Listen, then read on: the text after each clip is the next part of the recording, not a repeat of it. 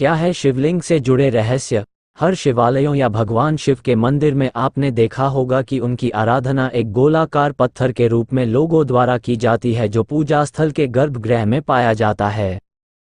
शिवलिंग के मुख्यतः 3 भाग होते हैं। पहला भाग जो नीचे चारों तरफ से भूमिगत रहता है, मध्य भाग में 8 तरफ से एक समान बैठक बनी होती है, अंत में इसका शीर्ष भाग जो कि अंडाकार होता है तथा जिसकी पूजा की जाती है। इस शिवलिंग की ऊंचाई संपूर्ण मंडल या परिधि की 1/3 होती है। ये 3 भाग ब्रह्मा नीचे, विष्णु बीच में तथा शिव शीर्ष में होने का प्रतीक है। शिव के माथे पर 3 रेखाएं, त्रिपुंड व एक बिंदु होता है जो शिवलिंग पर भी समान रूप से निरूपित होती है। प्राचीन ऋषियों और मुनियों द्वारा ब्रह्मांड के वैज्ञानिक रहस्य को समझकर इसके सत्य को प्रस्तुत करने के लिए विभिन्न रूपों में इसका स्पष्टीकरण दिया, जिनमें शिवलिंग भी एक है। शिवलिंग भगवान शिव की रचनात्मक और विनाशकारी दोनों ही शक्तियों को प्रदर्शित करता है। शिवलिंग का अर्थ होता है सृजन ज्योति, यानी भगवान शिव का आदि अनादि स्वरूप। सूर्य, आकाश, ब्रह्मांड तथा निराकार महापुरुष का प्रतीक होने का कारण ही यह वेदानुसार ज्योतिर्लिंग यानी व्यापक ब्रह्मात्मलिंग, जिसका अर्थ है व्यापक प्रकाश, शिवपुराण के अनुसार ब्रह्मा, माया, जीव, मन, बुद्धि, चित्त, अहंकार, आकाश, वायु, अग्नि, जल और पृथ्वी को ज्योतिर्लिंग या ज्योति पिंड कहा गया है। शिवलिंग का आकार प्रकार ब्रह्मांड में घूम रही आकाशगंगा के समान ही है। ये शिवलिंग हमारे ब्रह्मांड में घूम रहे पिंडों का एक प्रतीक ही है।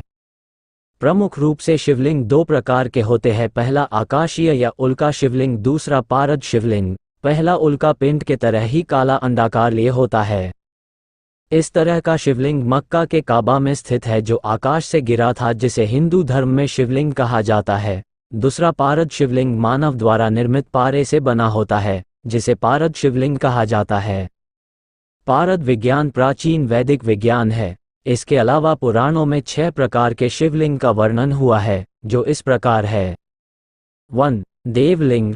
जिस शिवलिंग को देवताओं द्वारा स्थापित किया हो उसे देवलिंग के नाम से पुकारा जाता है। वर्तमान में मूल एवं पारंपरिक रूप से इस प्रकार के शिवलिंग देवताओं के लिए पूजित है। 2. असुरलिंग। असुरों द्वारा जिस शिवलिंग की पूजा की जाती वह असुरलिंग कहलाता था। रावण ने भी ऐसे ही एक शिवलिंग की स्थापना करी थी। रावण की तरह ही अनेक असुर थे जो भगवान शिव के भक्त थे और भगवान शिव कभी अपने भक्तों में भेदभाव नहीं करते। 3. अर्शलिंग। पुराने समय में ऋषि मुनियों द्वारा जिन शिवलिंगों की पूजा की जाती थी वे अर्शलिंग कहलाते थे। 4. पुराणलिंग। पौराणिक युग में व्यक्तियों द्वारा स्थापित किए गए शिवलिंगों को पुराणलिंग के नाम से जाना गया। 5. मानव शिवलिंग। वर्तमान में मानवों द्वारा निर्मित भगवान शिव के प्रतीक शिवलिंग मानव निर्मित शिवलिंग कहलाए। 6. स्वयंभू लिंग। भगवान शिव किसी कारण जिस स्थान पर स्वतः ही लिंग के रूप में प्रकट हुए, इस प्रकार के शिवलिंग स्वयंभू लिंग कहलाए।